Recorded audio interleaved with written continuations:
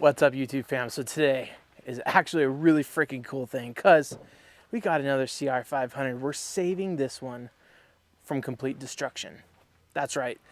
This thing was loaded onto a flatbed of a truck with all kinds of items ready to go to a dump until one man stood up and said, "No, it's not." I received an email from this guy named Zach. He reached out to me through the website lendomex.com. He said, "Hey, I got this 1985 CR500 in my shed, or it was actually in a storage unit. And I've had it since 2019. I'm not going to do anything with it. I'll make you a deal on it if you want it." So I literally couldn't get up there down there. I couldn't get down there fast enough. So today, let's jump in the car. I got Ryan coming along. Let's jump in the car. 1,000 miles, 500 there, 500 back. We got another stop to make. But let's go see how bad this thing is, and then it doesn't matter what condition, we're bringing it back to the shop garage, whatever, today, and we're gonna fix this thing up. So as soon as Ryan gets here, we'll do that. I'm pumped up. Let's go.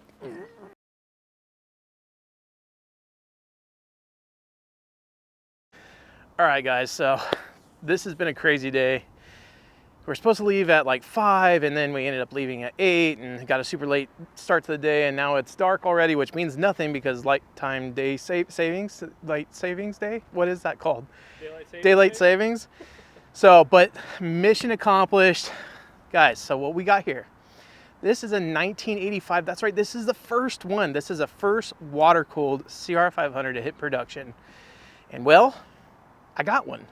Now, I have to give a huge shout out on this one to Zach. Now, Zach hit me up in my email.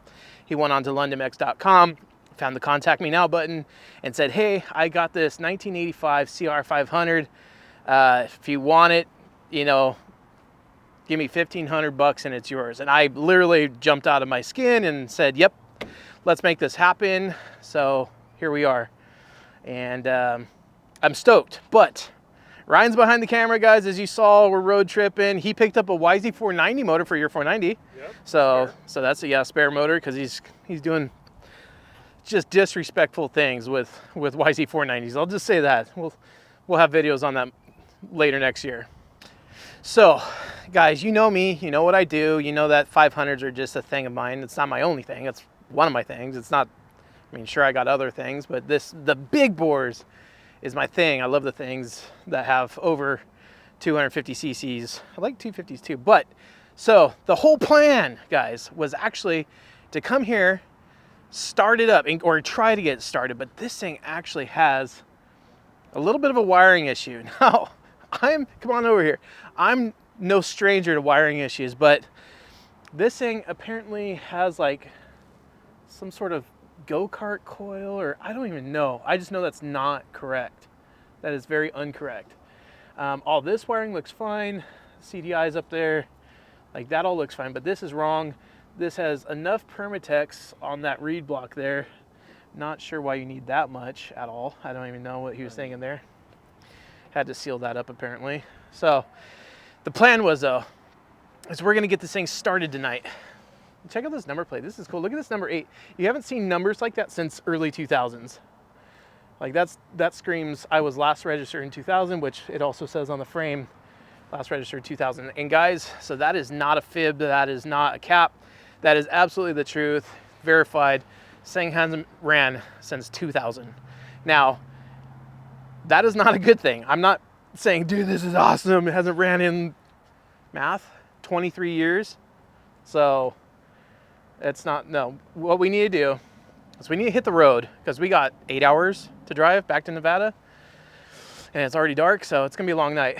But let's get this thing back to the shop garage, whatever. Let's crack into this thing and find out what happened, why it got parked. The story is that Zach told me, the guy that I got it from, that it was just rebuilt. They just put a brand new top end in this thing because it was sitting out at a ranch or a cabin or something like that in Santa Clarita for a really long time. And so they put a top end in it, and it ran before they put a top end in it. So I don't know how many times in my life I've heard that story, but I've heard it again. So we need to find out what went wrong. I've seen things such as the pistons being put in backwards. Oddly enough, they will run. We need to make sure that the piston's in there correctly, fix this intake manifold, put on a better one probably that's not cracked or leaking, go through the carb, make sure that so these magnesium cases, you won't really be able to see it in the dark, but this, if you notice, does not have the clutch bolts to take off the cover. Those came a year or two later. So, but luckily that's one of the cool things that we can do, is we can actually take a newer style clutch cover and it slaps literally straight on here. No, you don't really need anything else to do that. We do have the gas tank for it, we do have the seat for it, but that is it. And check out this sweet little muffler, guys. I mean, Ryan was saying, he even pointed this out, this looks like it hit the asphalt at a pretty good clip there. Not exactly sure what happened, but it slid on that muffler. Hey Clint, is this the OEM bolt here? Or? I think so. Didn't they use wood screws or sheet metal screws back in the days? Yeah, I think so, right? Let's just yeah. Let's just I don't know. Oh! Oh! I mean, so that's now a thing. It's supposed to do that, right? Like, yeah, no, I think that's how they come apart. That's how they now. Okay, let's just reassemble this. And that's for quick packing changes. Is that what that is for? Yeah. I think you're right. Easy I think access. Easy something. I don't know.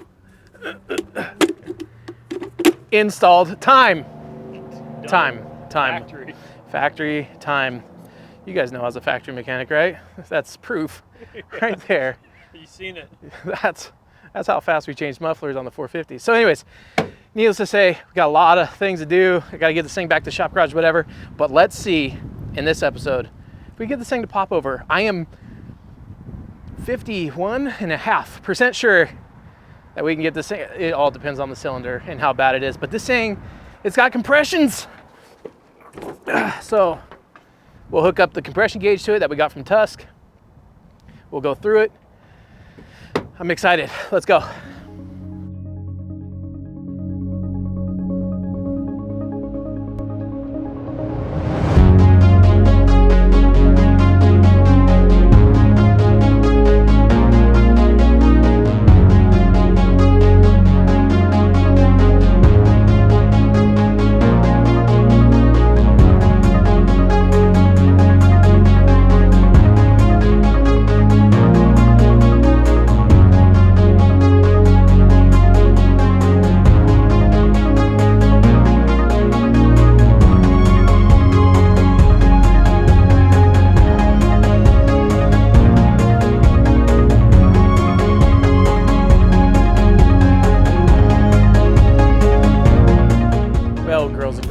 It is the next day and it's here. Like, that was a long night, by the way. Let me just come out right now and tell you guys that was a long drive. We had to drive first to Barstow. So we're up in the Reno area, right? We had to drive first to Barstow for Ryan to pick up a YZ490 engine.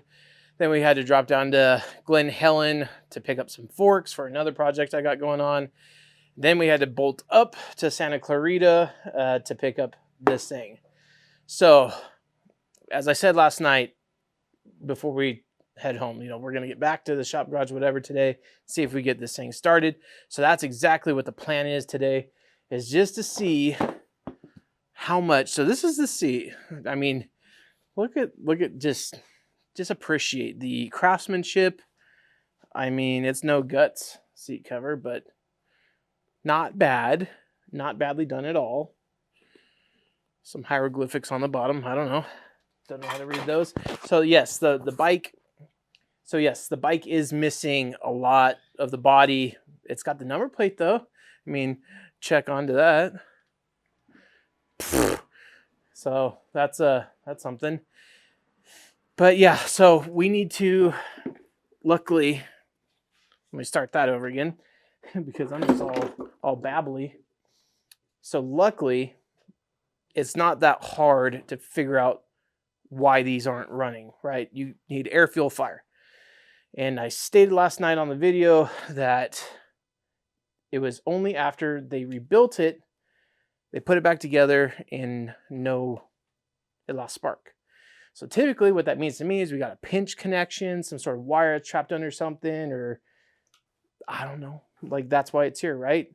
It just blows my mind though that someone was gonna throw this thing away. This thing was loaded up.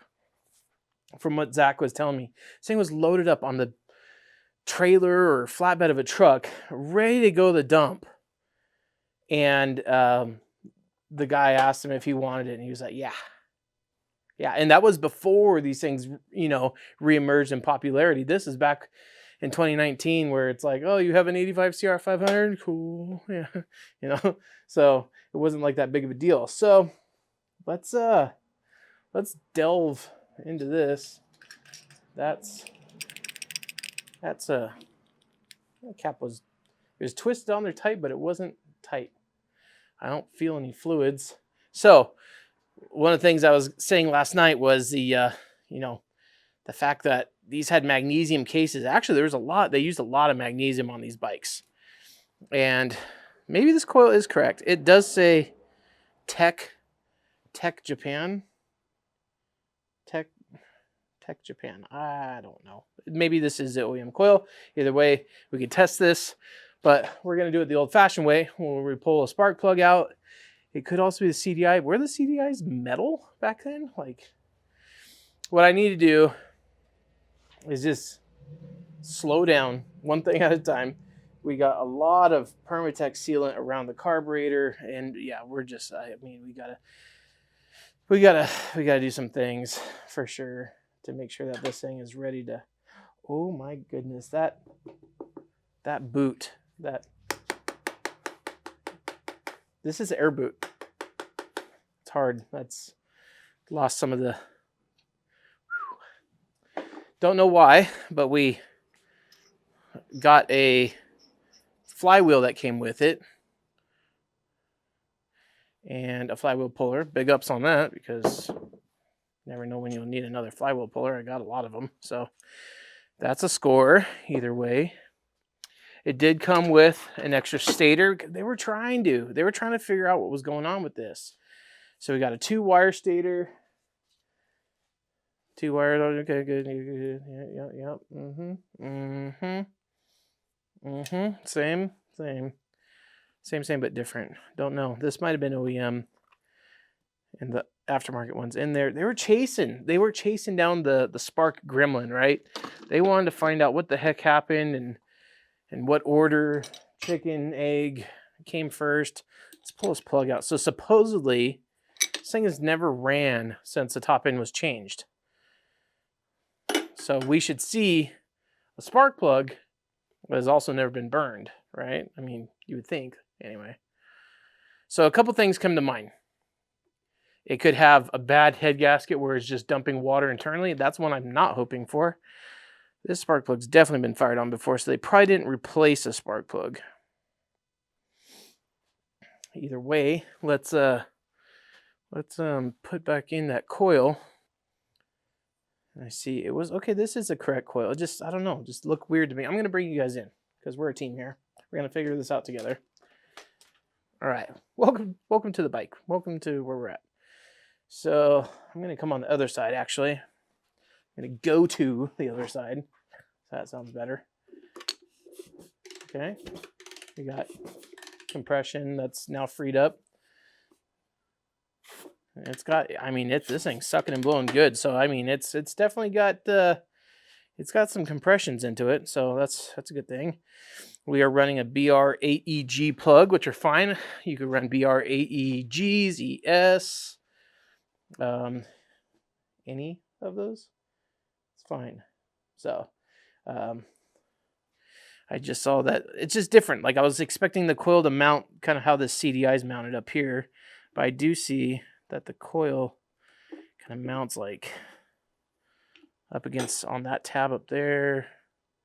Look at the spark plug, and we'll see if we get any sparks shooting into it, out of it, through it.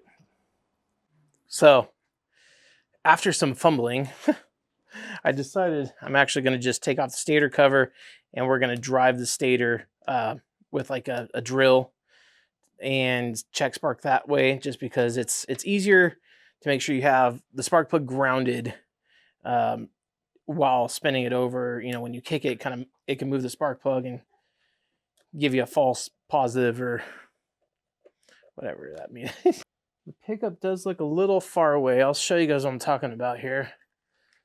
The pickup Does look like it has a pretty big gap. Let's get it right there. Maybe not. Maybe that's okay. I think it's like 40 thousandths or something like that it's supposed to have. So anyways, I'm going to get a drill on this thing and let's see if we got spark. And then if we do have spark, if it stays sparking, sometimes I've seen it before where you'll put things away because it lost spark and you'll come back and then spark works again all of a sudden and then it goes away again. So can you see? I can see. Here we go. No spark.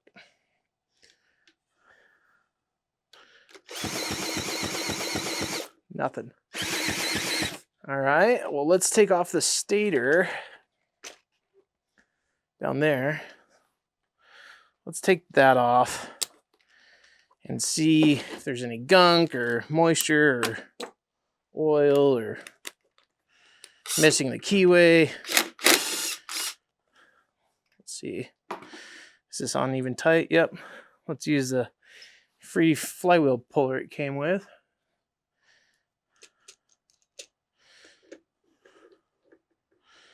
Screw that in. 17 also. There we go. Flywheel's off. Whew, that is dirty, rusty, nasty. Let me, can you guys, yeah, you can kind of see. Let's take you in with the super zoom here. Do do do do do do do do do do do do do do do. All right, you guys can tell. I might need to get into some parts fishes and see if this is even the OEM style. Like, it kind of doesn't look OEM. This looks like an older one. This flywheel is very small too compared to like a normal CR500 one. Like CR500 one's very chunky, so this is like a CR250 one or something, maybe. I don't know. Someone I think was trying some things, but this does not look. Maybe it is correct, and I just don't know. You know, and I just never worked on an 85 with 85 ignition. Now our timing is off. It is. We gotta be careful with our words here. It's regarded. It's not advanced. It's opposite advanced. It's regarded. Let's maybe throw on that other stator. Let's just throw on that other stator and see what happens. See if that fixes anything. Get out anyway, because that just does not look like the correct ignition. And you guys could answer me down in the comments. Is that the stock stator for an 85? Because I don't think it is. It might be. It's very strange looking. It's got hieroglyphics on it. I think it is though, because it's like it matches the wiring up top. So maybe it is. So taking this one off,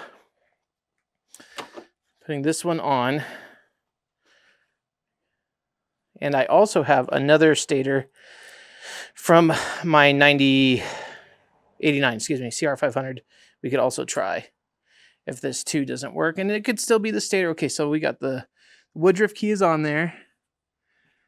And yes, the stator side air seal is looking kind of done with everything.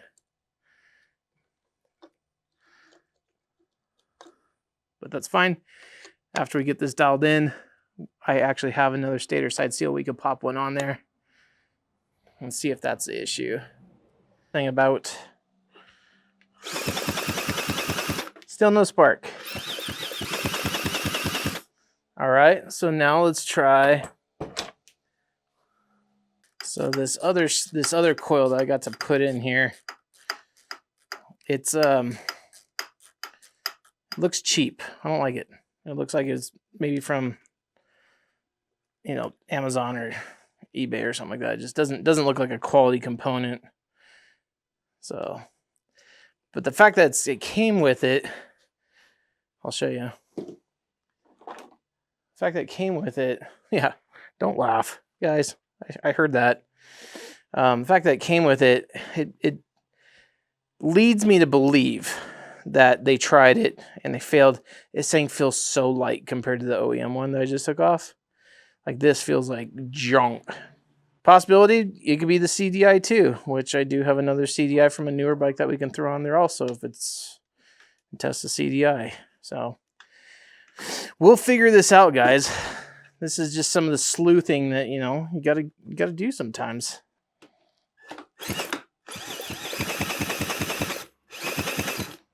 I still don't see anything.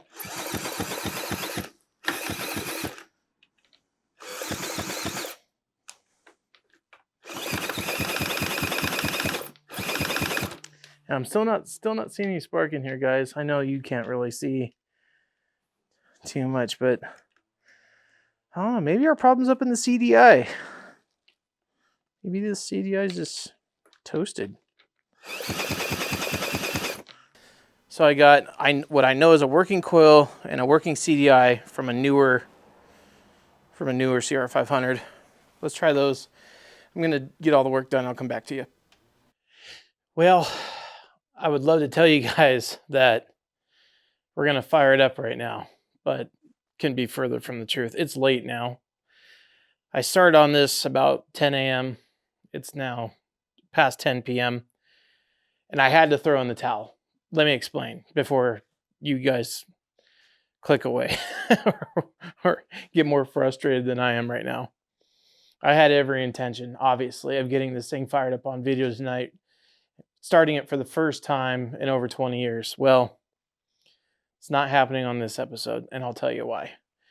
Right now, as it sits, I have every stator, coil, CDI that I possess up here right now, trying to figure out one of the worst electrical gremlins I've ever encountered.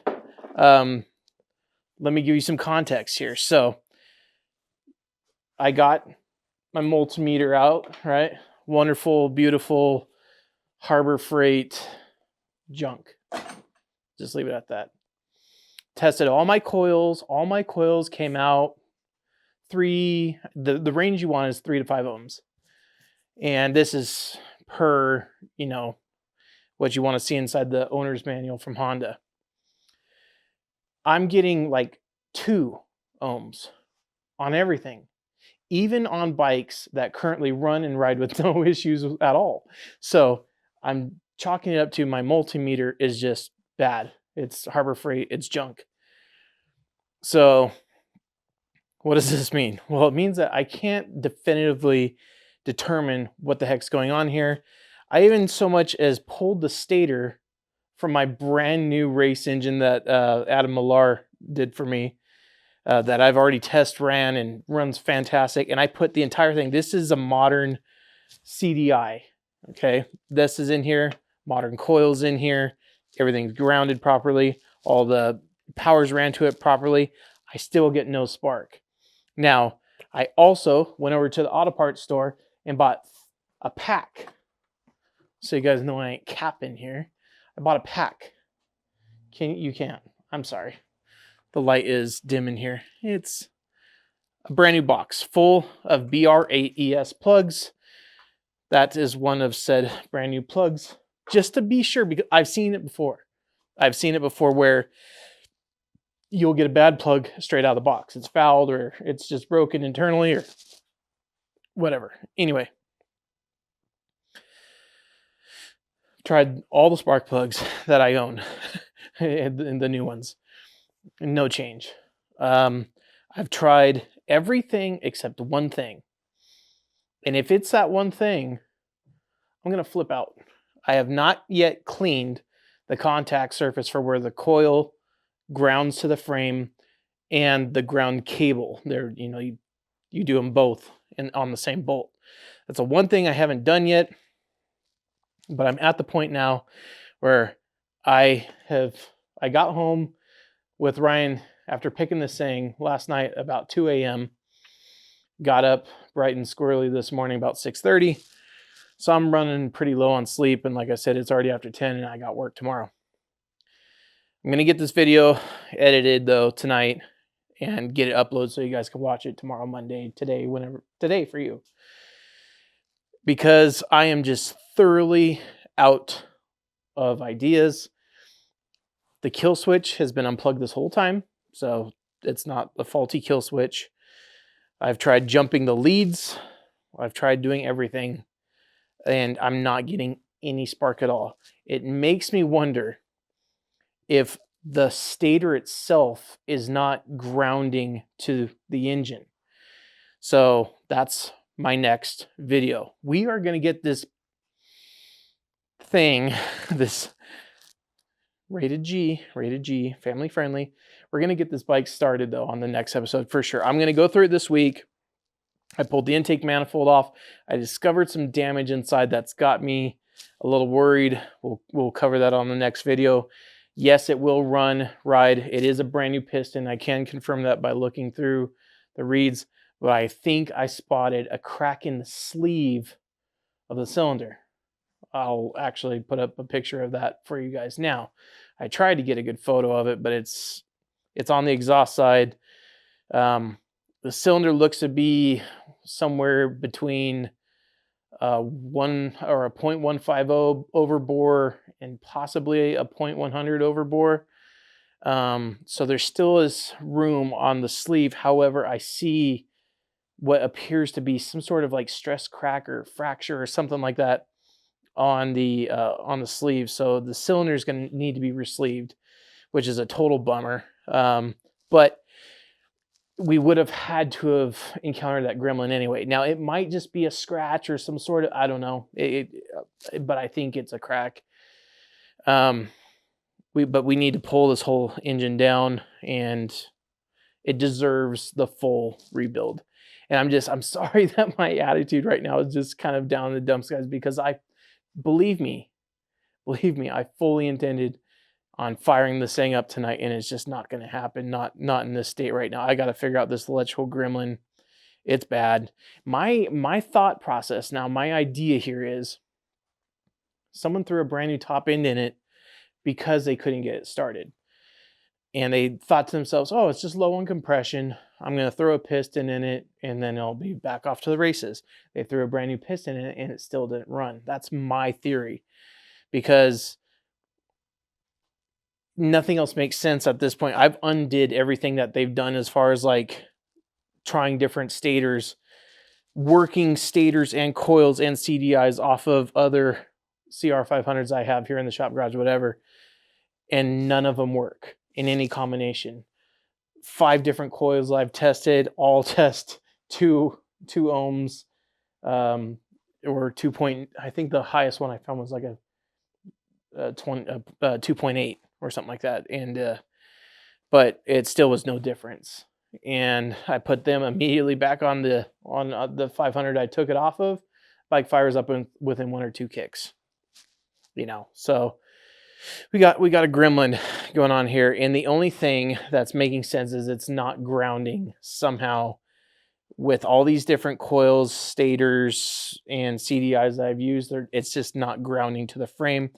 So that's what I'm going to attempt this next video. So we got Christmas coming up, guys, which is on a Saturday. So I'm hoping to have something filmed, or it's Monday. So what I'm saying is, with Christmas coming up, you might not see a video on that Monday. So you might need to just give me a little bit of time, but I'm going to get this figured out. We're going to totally not let this thing defeat us, but I know we'll be able to get this thing fired over. Regardless if that is a stress crack in that sleeve or not, it's not going to fail on us just from firing it over real quick. And wood, knock on. But guys, I'm just, at this point, I'm kind of mentally pooped. I'm just mentally pooped on it. I've done everything that I know to do, and this thing's winning, and I can't believe it, because I had a backup for a backup for a backup idea. And so anyway, this is what your boy London X completely defeated looks like. I'm just I'm done for the night. And it's all right though, you know. I'm human. Like I said, I'm human. I make mistakes, and sometimes videos, guys, don't go out as planned. And this is just one of them. This is just one, but we're gonna get this figured out. I promise you. I'm gonna sleep on it tonight. Come back at it tomorrow after work with the fresh with a fresh mind and get plucking away at it a little bit more. And I look forward to reading some of your comments down below. Maybe you guys got some great ideas as to what you think this electrical gremlin could be. Now, keep in mind what I said, okay? We've tried 3 different CDIs. We've tried 4 coils and 3 stators. Just to give you exact numbers here. Kill switch has been unplugged the entire time. I've tried jumping the wires on the kill switch, thinking that maybe it needs to have constant polarity. But I remember that a kill switch is literally, it breaks a circuit or it grounds a circuit. So when you push the button, it grounds it and it kills the spark. So that's not what it is.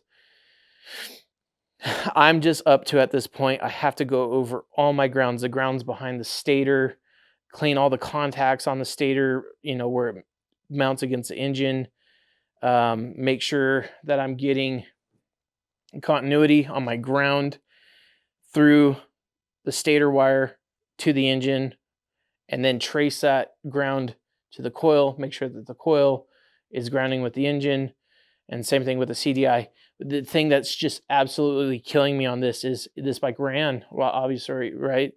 And until it didn't. That's usually what happens. And then in this case, I'm predicting that they replaced the top end because they couldn't get it started. And after 1,000, you know, attempts to kickstart it later, they're like, let's throw a top end at it. And then they threw a top end at it. It still didn't work. That's my prediction. So, guys, help. Help. I'm like already going online and looking at complete, you know, stator assemblies and coils for this year, just because maybe it has something to do with, I don't know, but I doubt it because I know these engines pretty dang well, and you could move stators, CDIs, and coils from any year over to any year, and it always works. Done it. Just this one does not want that. Guys, I'm going to tuck my tail and go inside and lick my wounds, call it a night. It is cold. It's about 27 degrees Fahrenheit out here, and I've had a day. But at the same time, though, I love every single one of you guys. Thank you so much for watching today. I hope I earned your subscription to the channel. It's free. We do 2-stroke stuff here all the time, especially big bores. And tonight, though, we're defeated, but it's not going to defeat us for long. I'm still going to hook up the compression gauge from Tusk up to this thing. It's got a lot of the compressions. I'll tell you guys right now, it's got a lot of the compressions. So watch, make sure you set the reminder, you click that little bell icon, because that's going to let you know the next time I upload. And the next time you see a video from me at all, it's going to be on this bike, and it's going to be when this freaking thing starts. But it's not tonight. Guys, I love every single one of you. Once again, we will see you on the next one. That's a promise. Peace out for now. Happy holidays. Merry freaking Christmas. And we'll see you on a brighter day for your guy here. All right, bye.